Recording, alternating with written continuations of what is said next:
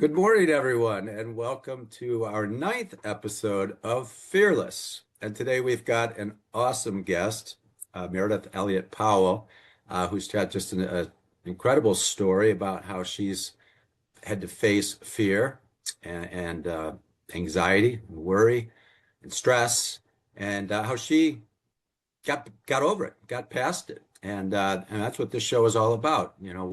What's getting in your way, and fear is a very strong um, obstacle to moving forward.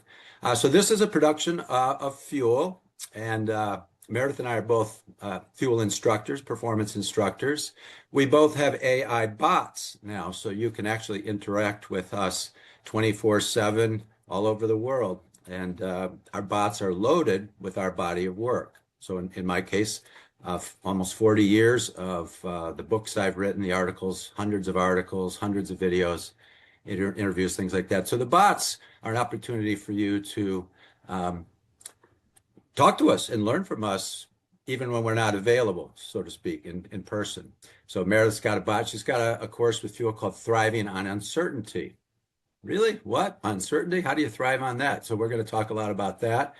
And I invite you to open up your chat. And if you've got a question for Meredith or myself, put it in there and we'll do what we can to address that and leave you with some very important and helpful takeaways and tips by the end of the show.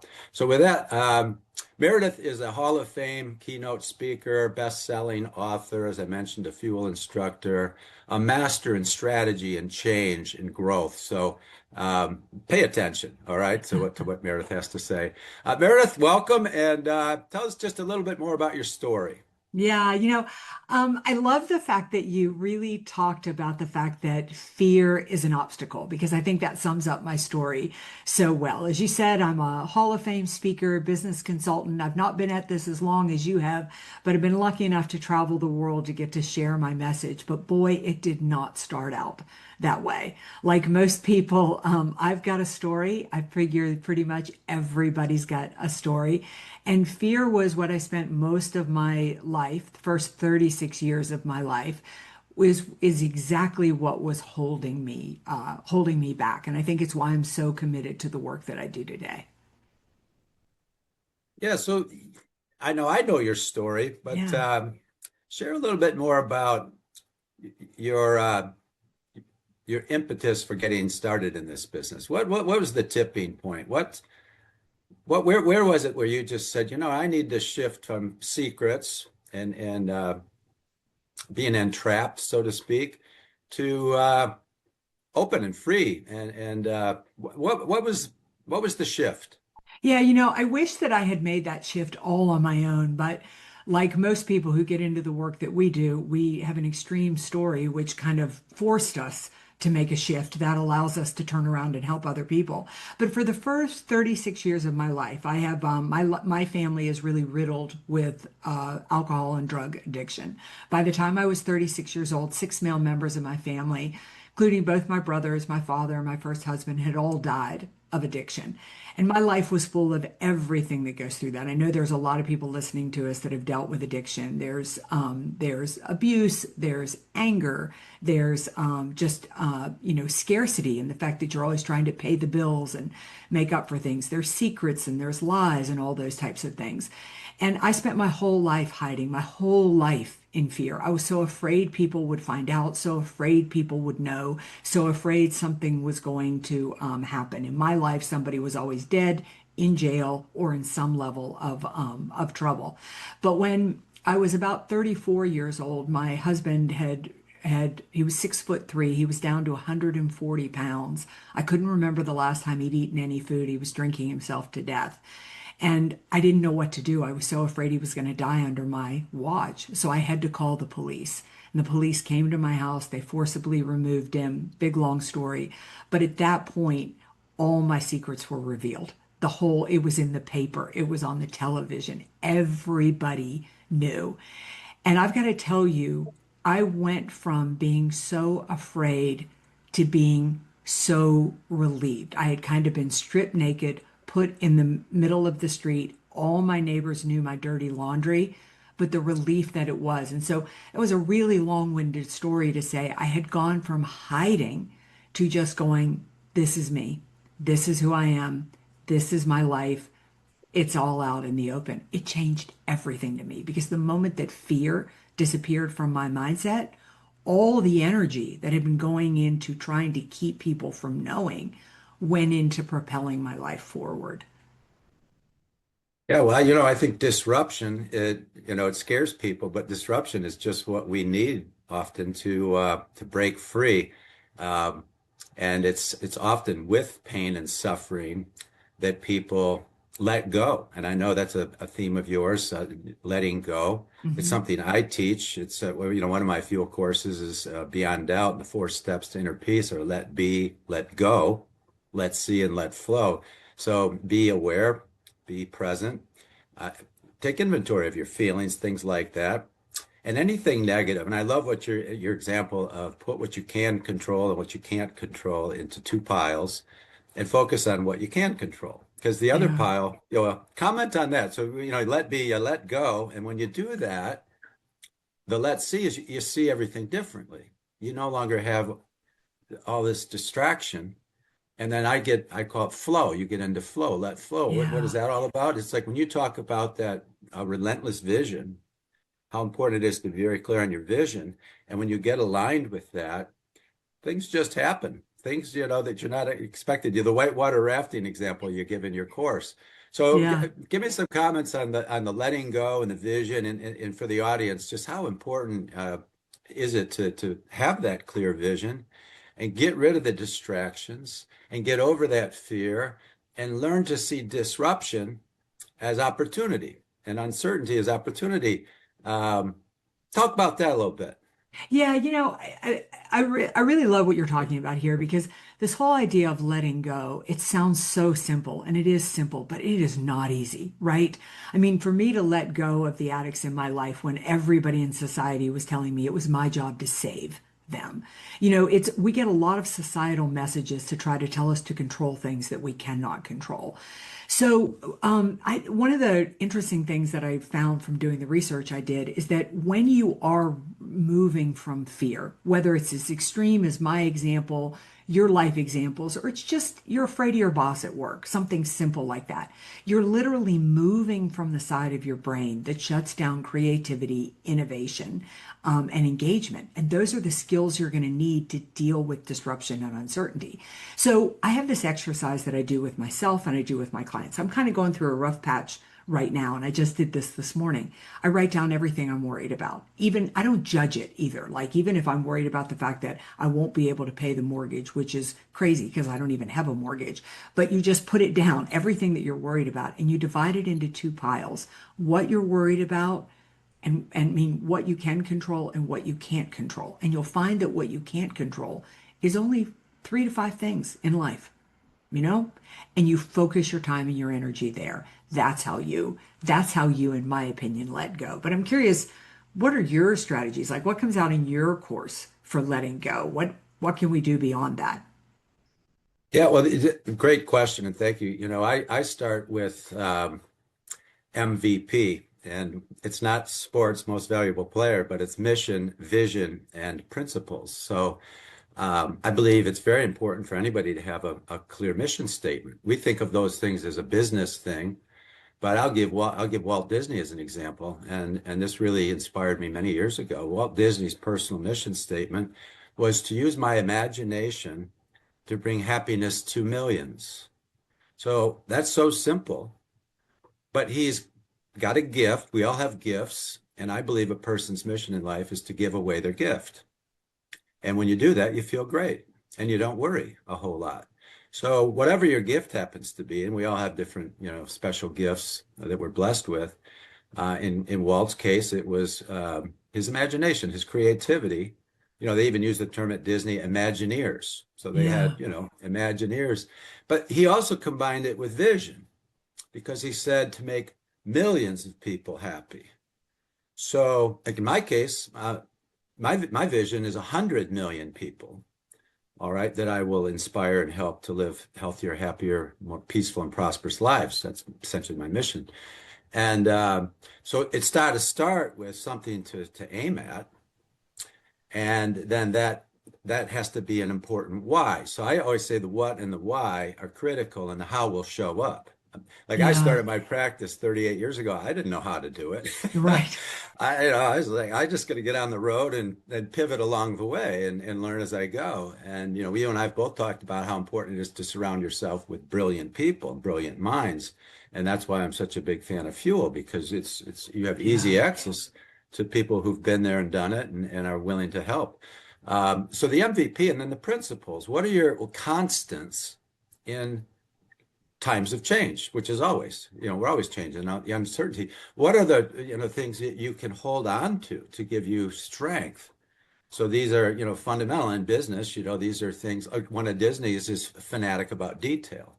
We will Mm, always be fanatical about detail because it matters. yeah. Every moment of truth, what they call magic moments at Disney. They're critical touching points, connections with customers, with people that visit parks or watch the films.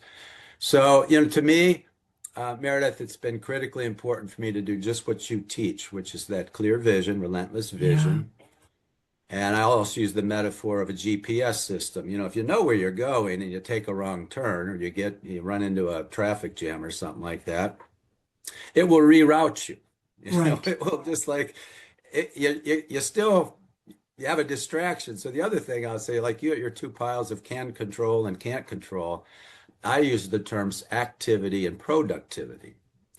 So people are always telling me I'm so busy, I don't have time, Yeah. I'm overwhelmed. And if you do the root cause analysis, it's because you're doing a bunch of stupid stuff you don't need to be doing. It's not productive. So the difference is if it's productive, if it's moving you toward that vision. So it could be something like your physical health. If you want to be physically healthy and fit, okay, and your vision, 5 years out is that I'm Yes. essentially the same great shape I'm in now or whatever, or I'm going to be Right. in better shape. Okay, Yeah. then do things that are going to help you get there. Yes. That's right. If your vision is to I want to continue to exercise my brain and learn and grow, then read good Right. things to read, and turn off the TV and the news and all the negativity, that kind of thing. You said something interesting about how people should should it on you, so to speak. You should take care of your Yes. husband. You Right. should, you shouldn't. I mean, I get real tired of the shoulds and the shouldn'ts because Yeah. it's none of their business. All Right. right. It's none of your business. I'm gonna do the right thing, and that's not always going to make everybody happy. That's leadership, right? Sure, absolutely. In fact, I think in leadership, it's more important to be respected than it is to be liked. If you're respected, you can be liked. If you're liked first, it's harder to be respected. And I think that's really important. But it's hard, it's difficult in life because society, the way that we're talking about letting go and the way that we're talking about operating not from a place of fear is is not what society tells us day in and day out. And so, that's why that relentless vision is so important. That's why going back and saying, what do I really want? Where do I really want to go? And are the actions that I'm taking leading me there? And you almost have to be your own self-evaluator, right? I mean, you've got to say, am I spending my time and my energy on the actions and the strategies that are moving me where I want to go? Yep, exactly. And if I'm doing things that are not moving me in the direction I want to go, I need to be aware. So awareness is a key factor in all of this, right? Emotional intelligence. And one of the things I teach and suggest to people is if you're not living a life of joy and peace, um, you're not thinking correctly. Right. And then people go, "What do you mean I'm not thinking correctly? Have you watched the news? I mean, have you seen the disasters going on around the world?" Guess what? You can't control that. Right. So if you're attaching your joy and your inner peace and your happiness to something you have no control over, you're going to live in perpetual fear forever. Right. Oh, by the way, the world's been at war 98% of the time since it humans arrived here. Right. So if you're waiting for the wars to end, yeah, good luck with Not, that. yeah, not going to So, happen. right. So what I mean by right thinking, it's actually a Buddhist term and a Taoist term, but right thinking is right-mindedness is addressing the opportunity. You like the word opportunity in times of uncertainty. When fear comes from projection. And so if I'm projecting and something's going to go wrong, it's going to trigger fear in me. It's going to trigger the stress hormones, the cortisol. It's going to trigger the amygdala in the brain. It's going to trigger the adrenaline. And the body's going to say, well, yeah, you're scared. You should be. And guess what? You're watching a scary movie on TV that's complete fiction. But your body is responding like, Yeah. you're scared because the mind is thinking there's something wrong. But that's an assumption, right?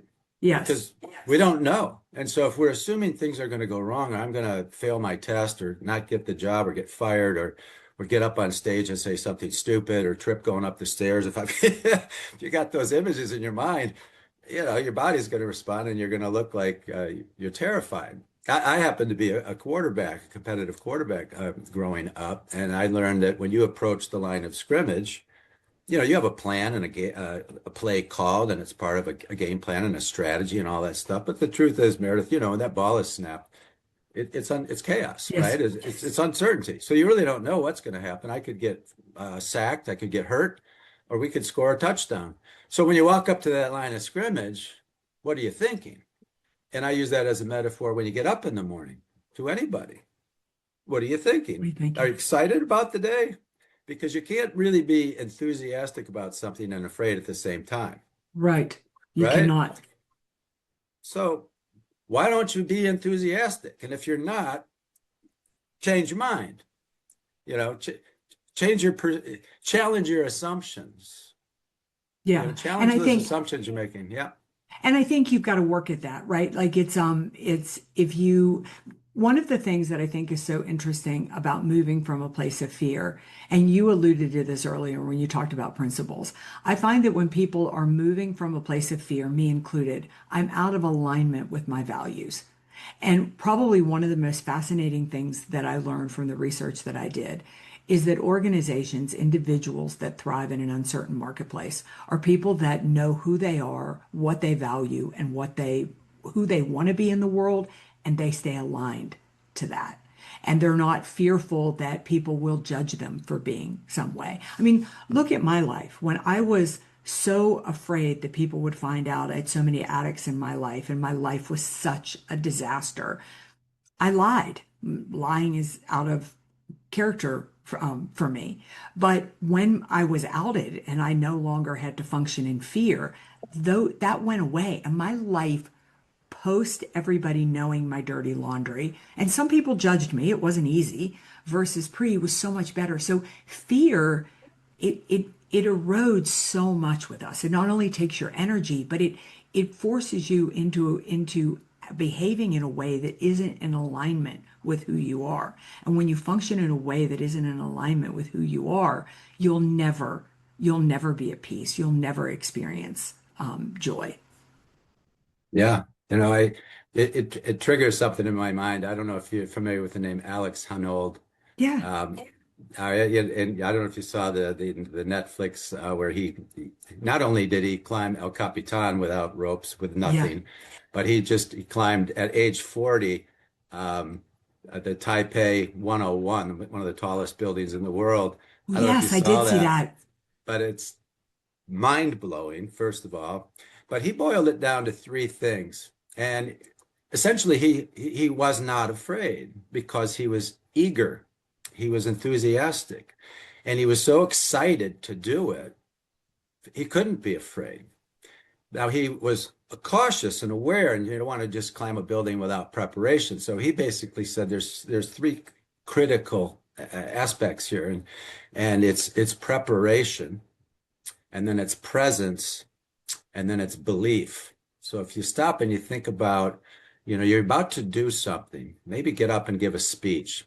You're probably not afraid at all of getting up and giving a speech in front Right. of 1,000 people because you're well prepared.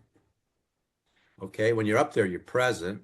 Your mind's not wandering around about, whatever. You're very focused, and you believe in yourself, and you believe you're going to do a good job. And so when I heard Alex say that, it's like, wow, because he Yeah. prepares well, meticulously. I mean, he prepares for years before he climbs a skyscraper. It's Hmm. not like, I think I can handle this. So, talk about a little bit about how you've prepared yourself to accomplish the amazing things you've accomplished and what you've had to let go of and how you did it. Yeah, so I think that, I think the first, I love this whole idea of preparation. And I think that preparation it isn't even something we do for one event. It's the way we approach life. And what I mean by that is certainly I have the things that I do when I'm preparing to do a keynote for a client or things that I do when I'm preparing to write a book. But then there's the way that I just prepare to approach my life. And that is, I wake up every morning and the very first thing I do is meditate. And then I read my relentless vision. So I condition and I prepare my mind to find the positive at some point in life. Another way that I prepare is sometime is one of my principles, I'll use your language, is that sometime before 10 o'clock in the morning, I have to get 30 minutes of exercise. And the reason it's 30 minutes before 10 is because if I do 30 minutes in the morning, I know I will do another 30 minutes at some point during the day. So to, basically to get my hour in. So the other is that, our children are often grown now, but another one was, I have a principle that I prepare for the day to do something nice for my husband every single day of my life. I'm conscious of it, but I prepare because the result I want is a happy marriage. And so I think preparation even goes beyond an event. We think about preparing, but my challenge to people is, are you preparing your life? Like, you say what you want, and then are you laying the foundation? So that is what happens to you. I mean, so many people say, I wish I were healthy. So many people say, I wish I were financially stable. I wish I were successful. Well, then it goes back to this idea. What are you doing to condition every day for that to happen? Because not every day I have a happy marriage. Not every day I am healthy. Not every day I am successful, but I still do the principles every day to lay the foundation for that.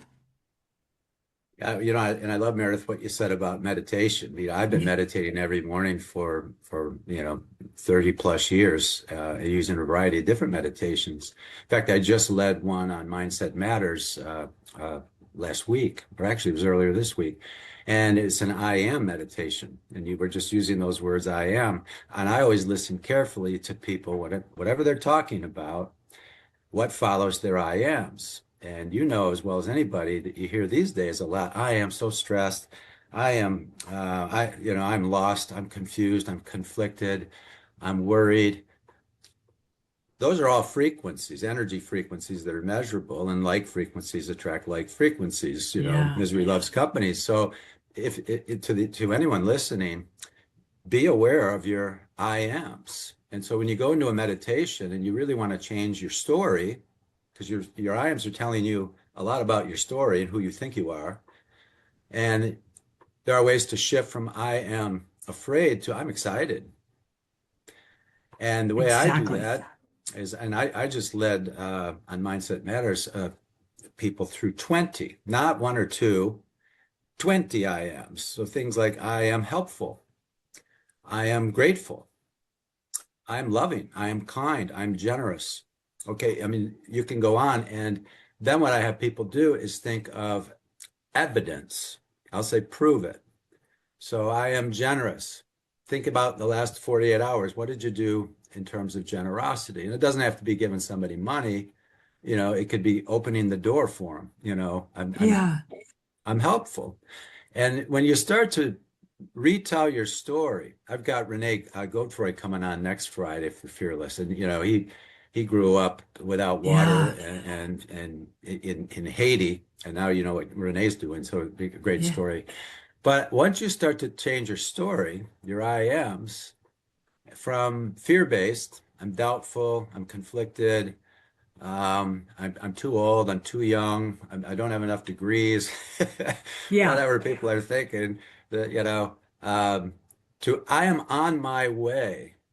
gets back to that relentless vision. And even something as simple as, people will go to the gym and get on a treadmill, and in their mind they're thinking, I'm fat. I'm 20 That's pounds right. overweight. And as long as you're thinking I'm 20 pounds overweight, you're going to keep being 20 pounds overweight because you're programmed. So if instead a shift would be, I'm on my way to a target weight of 120 or whatever that target is. So I'm not fat because at the end of the day, I'm still 20 pounds overweight or whatever it might be, but I am moving forward in a positive way. So we just shifted from something negative Yeah. in the mind to something positive. I'm on my way. And so whether it's meditating on, I'm enriching my mind, I'm grounding myself. I'm starting the day grounded. Um, if there's one takeaway I think that's so important for people, it's check your story, right? Yeah. Very much so. Yes. And Yeah. you've clearly are a wonderful example of rewriting your story, and look where it's gotten you. So, what would be one or two just real nuggets you can draw from your course? And by the way, I urge everybody to take a look at Thriving in Uncertainty from Meredith on Fuel, and interact with her AI bot, which is pretty cool. But what would you suggest, Meredith, to people who are really struggling with something? Could be somebody with addictions, it could be the loss of a job, can't pay my mortgage, things like that. Where do they start? Yeah, so I think the most important place to start is to understand that this is a journey. Like, do not judge. You don't go from 0 to 60. You don't go from being fearful and afraid of everything that uncertainty gives to all of a sudden moving from a place of grace and gratefulness. This is a step, and it's a process. So begin with that relentless vision. If you got in my desk drawer right now, you would see, I want you to write these 5 words down. I want you to write down your relationships, your health, your finances, your career, and your spirituality. No particular order, doesn't matter to me. What's one area of progress you'd like to make in every? When we come back this time next year, you want to be, out of debt. You want to be, you want to be one step closer to finding the person. And then every day set an action around those places. What that'll do, it'll give your brain something to focus on. And I think the antithesis of fear is action. I think when we start to move, when we start to do something, we have less room to be afraid. So I'd start with that vision and I'd start with action. And I would gauge myself and reward myself based on progress, not based on absolutely achieving the vision. Yeah, no, I know you used the word momentum too a Yes. lot. And what you just described, I think immediately of momentum. And if I can break my big goals down to what I call micro Yes. goals, daily goals. So today, I'm gonna meditate for 30 minutes, and then I'm gonna work out for 30 minutes before 10 o'clock. Those are very specific, very Yes. clear. I call micro goals. So at the end of the day, you could say, yep, check, check, check, check. Whereas if your goals are, big and Make $10 million. outrageous, dollars. yeah, you go to sleep every night going, well, I I failed. failed, you know. So just yeah, break them down.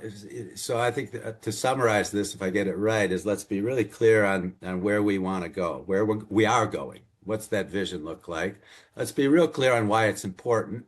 Why does this matter? And I always say this too, Meredith, is that the why has to go beyond the ego, but beyond the self. You Sure. don't do this, you don't write a book. I don't think you write a book to, make millions of dollars and live in a big house with a fancy car. You write the book because it's a way to give. Right. You're giving, not getting. And so the why has to be, I think, more about giving, not getting. And let's go back to Walt Disney. To use my imagination to make millions of people happy is giving, right? And so the Yes. more we give, so I think that's critical. So you get that clear vision, and it's super important to mankind or humankind, the world, if you will, in some way.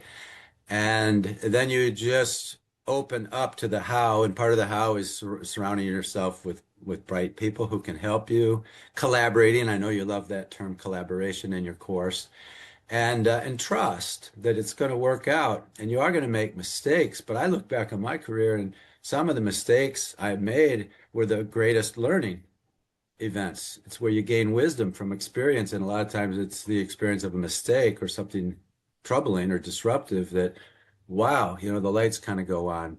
So, and then break it right down to micro goals, things you can do Yeah. every day to get that momentum and traction in the positive energy flowing, if you will. So, how about any closing comments, Meredith, and how do Just people that get in reach touch. you?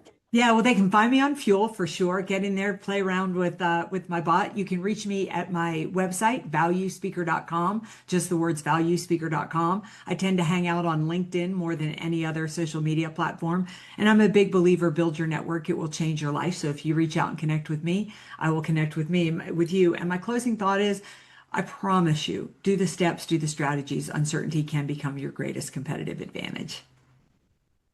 Amen. Thank you, Meredith, so Thank much. you. And to our audience, if you got value out of this, and I certainly hope you did, I did myself, share it. This is streamed live on YouTube, and we encourage you to share this with family, friends, teammates, people in your organization, whoever, because what Meredith and I really intend to do is bring more peace and help and prosperity and fearlessness to the world.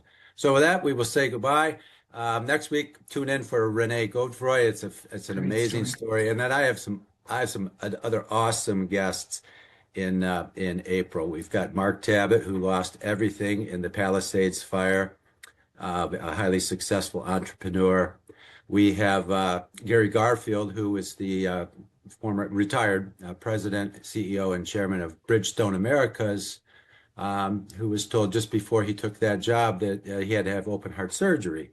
And how did he handle all of that? And then we have Deborah Poneman, a world famous author, speaker, and the founder of Yes to Success, coming on at the end of the month. So we got some super cool guests coming on with great tips. So tune in and please share this. And Meredith, again, thank you. See ya. Bye.